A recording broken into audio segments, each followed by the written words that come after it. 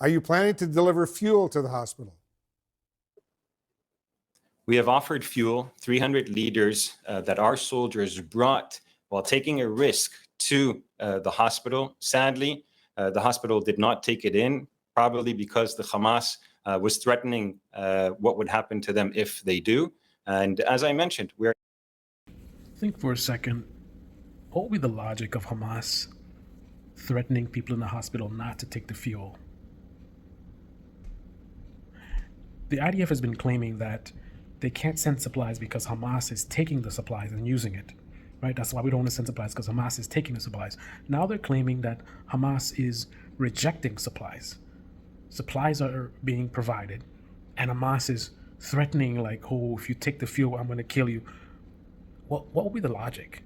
So if the hospital worker takes the fuel, how does that hurt Hamas? If the hospital worker takes the fuel, then if the Hamas guy cares about Palestinians, then great, his people have fuel. Maybe some of the Hamas people are in the hospital that are being treated, right? Otherwise, if the hospital takes the fuel, then Hamas will have access to the fuel, and maybe they need the fuel. But what is a circumstance where it's a problem for Hamas that the hospital gets fuel? This guy is just saying, like, complete bullshit that doesn't make any sense. And why would he need to do that? If the cause is just, why keep lying and saying the most ridiculous things? What would explain that? Think about that. Hostage, a woman was found near Al Shifa Hospital. The IDF says she was killed by terrorists. Can you explain the exact circumstances of her death? 65-year-old grandmother. 65-year-old Yehudit Weiss was found right next to the El Shifa hospital and brought back to Israel to be buried next to her husband that was also murdered on the 7th of October by Hamas. We have two goals in this war that Hamas launched. One is to dismantle Hamas, and the second is to bring back the hostages that now on the day 41 are still being held by Hamas. And I want to remind everyone, the safest and fastest way for these hostages to come home is for Hamas to release them and the international community to continue pressuring Hamas to do so. So do you know exactly how this 65-year-old grandmother died? We know that she, on October 7th, was alive in her bed in Kibbutz Be'eri, and Hamas came in and brutally massacred 10% of that kibbutz and took her as hostage, together with a 9-month-old baby, children, women, and elderly. And now we know that she has sadly passed away. As you know, Israel has... Regardless of what you think of this war, what you think of Hamas, the IDF, you have to acknowledge and recognize that we have a growing amount of evidence that is pointing clearly to the IDF being very dishonest.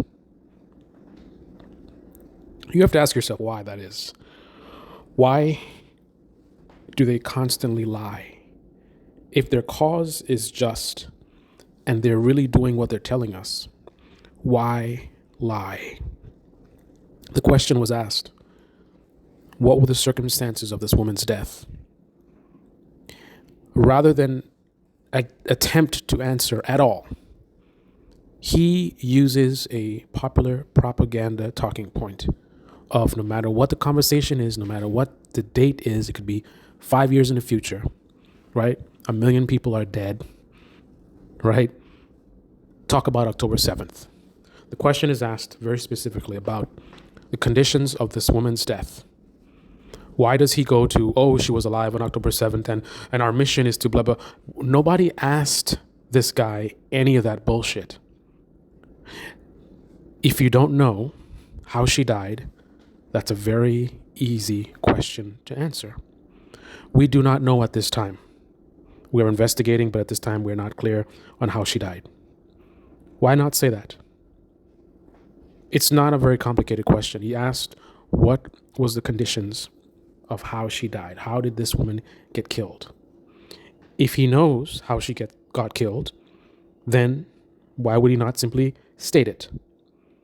right? What was his intention of going back to October 7th when being asked about something that happened in November, right? Her body was found recently this month, right? Why did he choose to go back to October to talk about something that is not directly related to what is being asked? The attack on October 7th is a separate subject from what happened to this woman that was found now. Is this guy mentally ill and does not comprehend the question? He's confused, he's drunk, he's sleep deprived? Or does he know how she died and he doesn't want to share it for some reason because perhaps it would not look good? Ask yourself this question. What would lead someone to do what he did? Where have we seen this behavior before, where someone is asked a direct question and rather than answer the question, they want to change the subject to talk about something else? You want to talk about something that the IDF has done, the percentage of civilians that they kill versus Hamas. Why would someone respond and say, hey, October 7th, look what they did? Unless that person does not want to address what is being discussed. Perhaps they don't have a valid argument to challenge what is being discussed. So they want to jump to October 7th because that's easy. We remember the videos. We remember the savagery. There's no debate there. So if I want to trick you and manipulate you and pull on your heartstrings and, get you all, oh man, yeah, that was disgusting, and get you off of the current topic because for some reason the current topic is uncomfortable, that's what you do. You deflect, misdirect. Why do you think he did this? It was not a complicated question. How did she die? If you know how she dies, say so. If you don't know, say you don't know. The only reason to deflect and change the topic is if you do know, and again, it would look bad if you said why or how. We've also seen fake videos that the IDF has put out. They put out some video with some woman that was supposedly in a hospital saying Hamas is doing this, blah, blah, blah. The acting was horrific. I mean, me just looking at her, she looked so fake. Then the people in the hospital say they don't know who she is. Why would the IDF need to put out fake videos of someone pretending to be hospital staff saying stuff about Hamas is this and that and that? Why was that necessary? Hamas is a terrorist group that did a horrific thing on October 7th. Shouldn't the truth suffice? Why the need for games and lies and manipulation from the IDF? Why is the IDF afraid to stand on truth and facts? Why is Ben Shapiro, Mr. Facts Don't Care About Your Feelings guy, doing the same thing? What is really happening here? This is the Debate Me channel. Debate Me comment section below. Click on the like button, subscribe, smash that bell. Be well.